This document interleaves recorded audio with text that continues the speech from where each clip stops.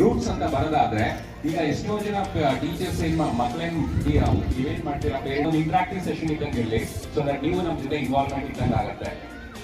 Marks ಯಾಕೆ score ಮಾಡಲ್ಲ ವಿದ್ಯಾರ್ಥಿ? ಹ್ಯಾಂಡ್ ರೈಟಿಂಗ್ ಚೆನ್ನಾಗಿರಲ್ಲ, ಹಾಗಾಗಿ ಎವ್ಯಾಲ್ಯೂಯೇಟರ್ಗೆ ಬಂದಂತ ಹ್ಯಾಂಡ್ ರೈಟಿಂಗ್ ಸರಿಯಾಗಿ ಓದಕ್ಕಾಗಲ್ಲ, ಅಂಕಗಳನ್ನು ಗಳಿಸಕ್ಕಾಗಲ್ಲ. ಒಂದು. ಎರಡನೇದು,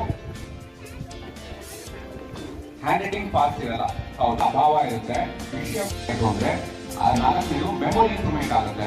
ಒಂದ್ಸಲಿ ಕಾನ್ಸಂಟ್ರೇಷನ್ ಮೆಮೊರಿ ಎರಡೂ ಇದ್ದಾಗ ಓದಿದಂತ ವಿಷಯ ತಲೆನಲ್ಲಿರುತ್ತೆ, ಅದೇ ಸುಂದರವಾದಂತ ಬರವಣಿಗೆನಲ್ಲಿ ಅವರು ಬರೀತಾರೆ ಎಕ್ಸಾಮ್ ಅಲ್ಲಿ. ಹಾಗಾಗಿ ಕಂಟೆಂಟು ಇರುತ್ತೆ, ಹ್ಯಾಂಡ್ ರೈಟಿಂಗು ಚೆನ್ನಾಗಿರುತ್ತೆ, ಓದಿದ್ದು ಅರ್ಥ ಆಗುತ್ತೆ, ಮಾರ್ಕ್ಸ್ ಸ್ಕೋರ್ ಮಾಡೋದಕ್ಕೂ ಅನುಕೂಲ ಆಗುತ್ತೆ. ಎಷ್ಟೋ ಜನ ವಿದ್ಯಾರ್ಥಿಗಳು ಹ್ಯಾಂಡ್ ರೈಟಿಂಗ್ ಚೆನ್ನಾಗಾದ್ಮೇಲೆ ನೀವು ನೋಡ್ಬೋದು ಅವ್ರ ಸ್ಪೆಲ್ಲಿಂಗ್ ಮಿಸ್ಟೇಕ್ಸ್ ಕಮ್ಮಿ ಆಗಿರುತ್ತೆ. ಏಳನೇದು, ಅವ್ರ ಕಾನ್ಫಿಡೆನ್ಸ್ ಇಂಪ್ರೂವ್ ಆಗಿರುತ್ತೆ. ಎಷ್ಟೋ ಜನ ನೀವು ನೋಡಿರ್ಬೋದು, ಟೀಚರ್ಸ್ ಇದ್ದಾರೆ ಎಷ್ಟೋ ಜನ ಇಲ್ಲಿ, ಡಿಕ್ಟೇಟ್ ಮಾಡ್ಬೇಕಂದಾಗ ವಿದ್ಯಾರ್ಥಿಗಳು ಬರಿಬೇಕಂದಾಗ ಕೈ ಈ ತರ ಮುಚ್ಕೋತಾರೆ ಟೀಚರ್ ಅವ್ರ ಮುಂದೆ ಪಾಸ್ ಆಗ್ಬೇಕಂದಾಗ. ಯಾಕಂದ್ರೆ ಅವ್ರ ಹ್ಯಾಂಡ್ ರೈಟಿಂಗ್ ಸರಿ ಇಲ್ಲ ಅನ್ನೋ ಒಂದು ಫೀಲ್ ಅರ್ಮೆ ಅವರಲ್ಲೇ ಇರುತ್ತೆ. ಹಂಗಾಗಿ ಮಗುವಿನ ಕಾನ್ಫಿಡೆನ್ಸ್ ಲೆವೆಲ್ ಕೂಡ ಇದರಿಂದ ಕುಗ್ಗುತ್ತೆ. ಸೊ ಹಾಗಾಗಿ ಹ್ಯಾಂಡ್ ರೈಟಿಂಗ್ ಅನ್ನೋದು ಒಂದು ತುಂಬಾ important life skill. Handwriting improvement ಆಗೋದ್ರ ಜೊತೆ ಬರೆಯೋದೊಂದೇ ಅಲ್ಲ, ಅದ್ರ ಜೊತೆ ಅನೇಕ ಇಂಪ್ರೂವ್ಮೆಂಟ್ಸ್ ಆಗುತ್ತೆ. ಫಾರ್ ಎಕ್ಸಾಂಪಲ್, ನಾವು ಕಾಗ್ನಿಟಿವ್ ಸ್ಕಿಲ್ಸ್ ಅಂತ ಕರಿತೀವಿ, ಅಂದ್ರೆ ಬ್ರೈನ್ ಡೆವಲಪ್ಮೆಂಟ್ಗೂ ಕೂಡ ತುಂಬಾ ಇಂಪಾರ್ಟೆಂಟ್. ಈಗ ಹ್ಯಾಂಡ್ ಅಂಡ್ ಮೈಂಡ್ ಕೋಆರ್ಡಿನೇಷನ್, ವಿದ್ಯಾರ್ಥಿ ಬರಿಬೇಕಂದಾಗ ಏನಾಗುತ್ತೆ, ಕೆಲವೊಂದು ವರ್ಡ್ಗಳನ್ನ ಬಿಟ್ಬಿಡ್ತಾರೆ, ಯಾಕಂದ್ರೆ ಮೈಂಡ್ ಮತ್ತೆ ಹ್ಯಾಂಡ್ ಕೋಆರ್ಡಿನೇಷನ್ ಇರೋದಿಲ್ಲ ಅಲ್ಲಿ. ಅದೇ ತರ ಏನಾಗುತ್ತೆ ಅಂದ್ರೆ, ಒಂದು ಸೈಂಟಿಫಿಕಲಿ ಒಂದು US ಅಲ್ಲಿ ಏನ್ ಮಾಡಿದ್ರು ಅಂದ್ರೆ, ಒಂದು ಸೈಂಟಿಫಿಕ್ ಎಕ್ಸ್ಪೆರಿಮೆಂಟ್ ಕಂಡಕ್ಟ್ ಮಾಡಿದ್ರು. ಒಂದು ವಿದ್ಯಾರ್ಥಿಗೆ ಬರೀ ಟೈಪಿಂಗ್ ಮುಖಾಂತರನೇ 3-4 ವರ್ಷ ಹೇಳ್ಕೊಡ್ತಾ ಹೋದ್ರು, ಇನ್ನೊಂದು ವಿದ್ಯಾರ್ಥಿಗೆ ಬರವಣಿಗೆ ಮುಖಾಂತರ ಹೇಳ್ಕೊಡ್ತಾ ಹೋದ್ರು. ಯಾವ ವಿದ್ಯಾರ್ಥಿ ಬರವಣಿಗೆಯಿಂದ ಮಾಡ್ಕೊಂಡು ಹೋದ್ರು ಅವರು ಅದ್ರ ಬಗ್ಗೆ ತುಂಬಾ ಚೆನ್ನಾಗಿ ವಿವರಣೆಯನ್ನ ಕೊಟ್ರು. ಸೊ ನನಗನ್ನಿಸ್ತು ಅವ್ರು ಹೇಳಿದ್ದೆಲ್ಲ ಸತ್ಯ. ಹ್ಯಾಂಡ್ ರೈಟಿಂಗ್ ಅನ್ನೋದು ನಮ್ಮ ವ್ಯಕ್ತಿತ್ವವನ್ನ ತಿಳಿಸುತ್ತೆ ಅಂತ ಹೇಳ್ಬಿಟ್ಟು ನಾವು MA ಜ್ಯೋತಿಷ್ಯ ಶಾಸ್ತ್ರದಲ್ಲಿ ಓದಿದ್ದೆ. ನಾನು ಒಬ್ಬ ವ್ಯಕ್ತಿಯ ಹ್ಯಾಂಡ್ ರೈಟಿಂಗ್ ನಾವಂದ್ರೆ ಏನು ಅನ್ನೋದನ್ನ ತಿಳಿಸುತ್ತೆ ಅನ್ನೋದು ಸಬ್ಜೆಕ್ಟ್ ಇತ್ತದು. ಬಟ್ ಅದು ಅಧಿಕೃತವಾಗಿ ಇವ್ರ ಬಾಯಿಂದ ಕೇಳೋದು, ಯಾಕೆಂದ್ರೆ ಅವ್ರು ಎಕ್ಸ್ಪರ್ಟ್ಸ್ ಆಗಿರೋದ್ರಿಂದ ಅದು ಸತ್ಯ ಅನ್ನೋದು ನನಗೆ ಈಗ ಅಪ್ರೂವ್ ಆಯಿತು. ಇನ್ನೊಂದು ವಿಷಯ ಮುಖ್ಯವಾಗಿ ಹೇಳ್ಬೇಕಂದ್ರೆ, ನಾಗಭೂಷಣ್ ಸರ್ ಅವರು ಮಲ್ಟಿ ಆಂಗಲ್ ಅಲ್ಲಿ ಯೋಚನೆ ಮಾಡ್ತಾ ಇದ್ದಾರೆ. ನಾವಿಂದ ಶಾಲೆಯಲ್ಲಿ ಮಕ್ಕಳನ್ನ ಓದಿಸ್ತಾ ಇರೋದು ನಿಜವಾಗ್ಲೂ ನಮಗೆ ಹೆಮ್ಮೆ ಅನಿಸ್ತಾ ಇದೆ. ಆದ್ರೆ ನಾನು ಗಮನಿಸಿದ್ದೇನೆಂದ್ರೆ, ಕನ್ನಡ ಹ್ಯಾಂಡ್ ರೈಟಿಂಗ್ ಇಂಪ್ರೂವ್ಮೆಂಟ್ ಮಾಡೋದು ಸ್ವಲ್ಪ ಕಷ್ಟ ಅನ್ಸುತ್ತೆ ಸರ್. ಇಂಗ್ಲಿಷ್ ಸ್ವಲ್ಪ ಈಸಿಯಾಗಿ ಇಂಪ್ರೂವ್ಮೆಂಟ್ ಮಾಡಿದ್ದೀನಿ. ಸೊ ಕನ್ನಡನೇ ಕಷ್ಟ ಅನ್ನಿಸ್ತಾ ಇದೆ. ಆಮೇಲೆ ಇನ್ನೊಂದು ವಿಷಯ ಏನಂದ್ರೆ, ನಂಬರ್ಸ್ ಬರೀಬೇಕಾದ್ರೆ 1, 2, 3 ಅದರಲ್ಲೂ ಸ್ವಲ್ಪ ಗಮನಿಸಬೇಕಾಗಿತ್ತು ಅನ್ನೋದು ನನ್ನ ಒಂದು ಪರ್ಸನಲ್ ಅಭಿಪ್ರಾಯ. ಯಾಕೆಂದ್ರೆ ನಂಬರ್ಸ್ ಅನ್ನ ಬರೀಬೇಕಾದ್ರೆ 1 ಹೇಗೆ ಬರೀಬೇಕು, 2 ಹೇಗೆ ಫಿನಿಶಿಂಗ್ ಕೊಡಬೇಕು, 3 ಯಾವ ಥರ ಫಿನಿಶಿಂಗ್ ಕೊಡಬೇಕು, ಪ್ರತಿಯೊಂದು ಲೆಟರ್ಗೆ ಫಿನಿಶಿಂಗ್ ಯಾವ ಥರ ಕೊಡಬೇಕು ಅನ್ನೋದನ್ನ ಎಲ್ಲ ಮಕ್ಕಳಿಗೂ. ಇದರಲ್ಲಿ ಏನಾಯ್ತು ಅಂದ್ರೆ, ಯಾರ್ಯಾರು ಪ್ರೈಸನ್ನ ತಗೊಂಡಿದ್ದೀರಿ ನಿಮ್ಗೆಲ್ಲರಿಗೂ ನಾನು ಹೃದಯಪೂರ್ವಕ ಅಭಿನಂದನೆ ಸಲ್ಲಿಸ್ತಾ ಇದ್ದೇನೆ. ಆದರೂ ನನ್ನ ಮಗನ ಪ್ರೈಸ್ ಬಂದಿಲ್ಲ, ಆದರೂ ಕೂಡ ನನ್ನ ಮಗ ಇಂಪ್ರೂವ್ಮೆಂಟ್ ಆಗಿದ್ದಾನೆ, ಪರ್ಸೆಂಟೇಜ್ ವೈಸಲ್ಲಿ ಇಂಪ್ರೂವ್ಮೆಂಟ್ ಆಗಿದ್ದಾನೆ. ಅದನ್ನು ಎಷ್ಟೋ ಸಲ ನಾನು ಹೇಳಿದ್ದೀನಿ ಸರ್ ಇಂಪ್ರೂವ್ಮೆಂಟ್ ಆಗಿದ್ದಾರೆ ಅಂತ ಹೇಳ್ಬಿಟ್ಟು. ಸೊ ಈ ಒಂದು ಕಾರ್ಯವನ್ನು ನಾನು ಹೃದಯಪೂರ್ವಕ ನಿಮ್ಮನ್ನು ಅಭಿನಂದಿಸ್ತಾ ಇದ್ದೇನೆ. ವಿಶೇಷವಾಗಿ ಎಲ್ಲ ಸ್ಟಾಫ್ನವರು ತುಂಬ ಕಷ್ಟಪಡ್ತಾ ಇದ್ದೀರಿ. ಇಷ್ಟೆಲ್ಲ ಕಾರ್ಯಕ್ರಮವನ್ನು ಒಂದು ಸಂಸ್ಥೆಯ CEO ಅವರೇ, ಎಲ್ಲ ಪ್ರೀತಿಯ ಪೋಷಕ ಮಿತ್ರರು, ನಾನು ಸರ್ ಯಾರಾದರೂ ಬಂದು ಮಾತಾಡಿ ಅಂದಾಗ ಮಾತಾಡ್ಲಿಕ್ಕೆ ಸ್ವಲ್ಪ ಯೋಚನೆ ಮಾಡ್ತಿದ್ದೆ. ಯಾಕಂತಂದರೆ ನಾನು ಒಬ್ಬ ವೈಯಕ್ತಿಕವಾಗಿ ಶಿಕ್ಷಕನಾಗಿ ಮತ್ತೆ ಇಲ್ಲಿ ಬಂದು ನಿಂತ್ಕೊಂಡು ಮಾತಾಡಿ ಮತ್ತೆ ಶಿಕ್ಷಕನ ರೀತಿಯಾಗಿ ಮಾತಾಡಬೇಕಾಗ್ತದೆ ಅನ್ನೋ ಒಂದೇ ಉದ್ದೇಶ.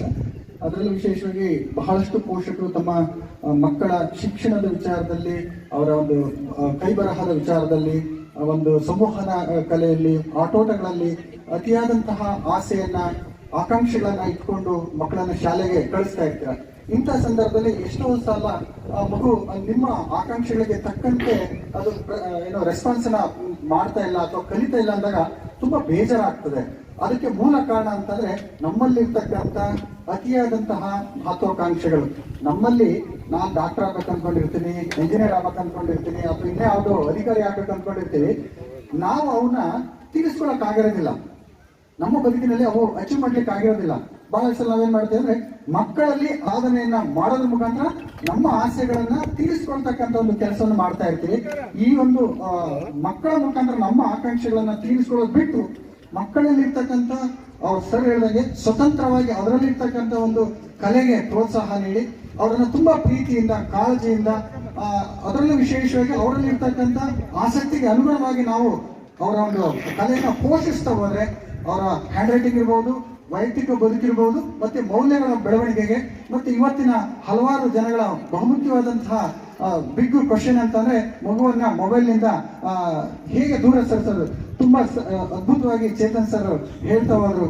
ಅದರಲ್ಲಿ ಬಹುಮುಖ್ಯವಾಗಿ ನಾವು ಪೋಷಕರಾದಂಥವ್ರು ಅರ್ಥ ಮಾಡ್ಕೊಳ್ಬೇಕಾದ ವಿಚಾರ ಅಂತಂದ್ರೆ, ನಾವು ಏನನ್ನ ಮಕ್ಕಳಿಂದ ಎಕ್ಸ್ಪೆಕ್ಟ್ ಮಾಡ್ತೀವಿ ಅದರಲ್ಲಿ 50% ಆದ್ರೂ ನಾವು ಅದನ್ನು ಫಾಲೋ ಮಾಡಿದಾಗ ಮಾತ್ರ ಸಾಧ್ಯ ಆಗ್ತದೆ. ಇದ್ರಲ್ಲಿ ಯಾಕೆ ಅಂತ ಹೇಳ್ತೇನೆ ಅಂತಂದ್ರೆ, ನಾವು ದೊಡ್ಡವರು ತಿಳ್ಕೊಂಡಿರ್ತಕ್ಕಂಥ ಒಂದು ವಿಚಾರ, ನಾವು ಹೇಳಿದ್ರೆ ಸಾಕು ಮಕ್ಕಳು ಕಲ್ತ್ಕೊಂಡ್ಬಿಡ್ತವೆ ಅಂತ ಫಾಲೋ ಮಾಡ್ತಾರೆ ಅಂತ. ಸತ್ಯವಾಗಿದ್ದು 100 ಅಲ್ಲ 2% ಸುಳ್ಳು. ಯಾವಾಗ ನಾವು ಮೌಲ್ಯಗಳನ್ನ ಅಳವಡಿಸ್ಕೊಳ್ತೀವಿ, ಅದನ್ನ ಅನುಸರಿಸ್ತೀವಿ, ಮಕ್ಕಳು ತಂತಾನೆ ಅದನ್ನ ಫಾಲೋ ಮಾಡ್ಲಿಕ್ಕೆ ಸಾಧ್ಯ ಆಗ್ತದೆ. ಎಷ್ಟೋ ಸಲ ನಾವು ಬರೀ ಹೇಳ್ತೀವಿ, ಒಂದನ್ನು ಫಾಲೋ ಮಾಡೋದಿಲ್ಲ. ಇದನ್ನ ನಾವು ಅಳವಡಿಸ್ಕೊಂಡ್ರೆ ಸತ್ಯವಾಗ್ಲೂ ಹೇಳ್ತೀನಿ, ಮಕ್ಕಳು ನಿಜವಾಗ್ಲೂ ಸಹ ಒಳ್ಳೆ ಮಾರ್ಗದಲ್ಲಿ. Our children to distribute the prizes from first standard. Sparsha Raj S. Sparsha Raj S. Rachita. Second prize goes to Rachita. Third prize goes to Gayatri. Give them a big round of applause. Third standard children, get ready.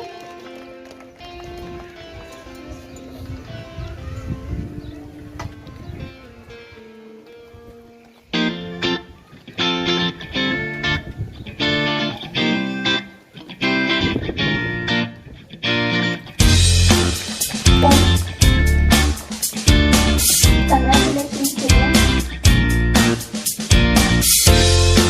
Fourth standard.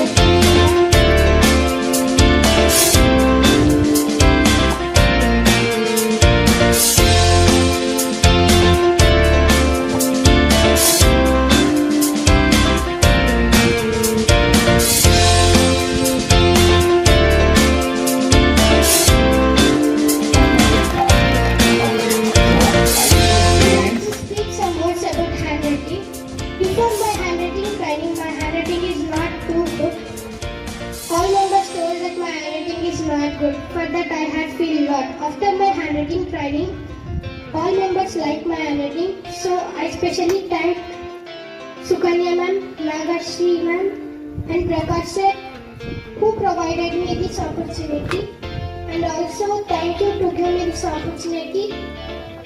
Thank you. Finally, I would like to thank our Gurukula family members those who have supported and active involvement to make this event successful. Thank you.